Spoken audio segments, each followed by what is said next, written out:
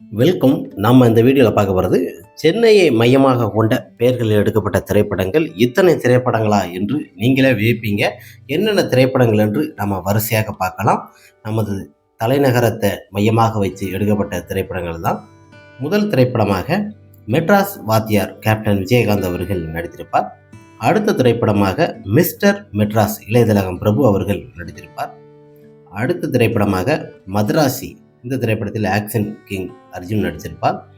அடுத்த திரைப்படமாக சென்னை காதல் பரத் அவர்கள் ஹீரோவாக நடிச்சிருப்பார். அடுத்த திரைப்படமாக சென்னை எக்ஸ்பிரஸ் ஷாருக்கான் அவர்கள் இந்த திரைப்படத்தில் கதாநாயகன் நடித்திருப்பார். அடுத்த திரைப்படமாக வட சென்னை. இந்த திரைப்படத்தில் தனுஷ் அவர்கள் நடித்திருப்பார். அடுத்த திரைப்படமாக சென்னையில் ஒரு நாள் சரத்குமார் அவர்கள் நடித்திருப்பார். அடுத்த திரைப்படமாக வணக்கம் சென்னை.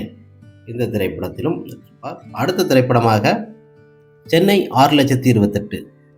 அடுத்த திரைப்படமாக மெட்ராஸ் கார்த்திக் ஹீரோவாக நடித்திருப்பார். அடுத்த திரைப்படமாக மதராச பட்டினம் ஆர்யா ஹீரோவாக நடித்திருப்பார். அடுத்த திரைப்படமாக மத்திய சென்னை திரைப்படம். அடுத்த திரைப்படமாக மெட்ராஸ் காரன்.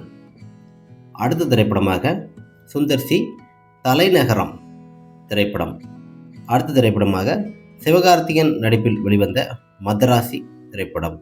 ஓகே ஃப்ரெண்ட்ஸ், தமிழில் நமது சென்னையை மையமாக கொண்ட திரைப்படங்களை தான் நம்ம பொதுவாக பார்த்தோம். எத்தனை திரைப்படங்கள் என்று நம்ம வரிசையாக ஒரு 10-15 திரைப்படத்துக்கு மேலே பார்த்துட்டோம்.